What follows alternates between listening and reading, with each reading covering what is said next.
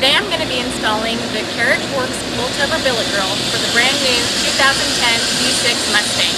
First step is going to be to take this hardware and pre-assemble it into the grille.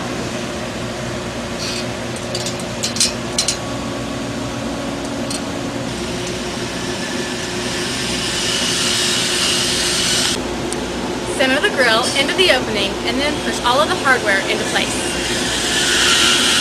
With the grille in place, tighten all hardware with a Phillips screwdriver. Repeat the process for the bumper grille.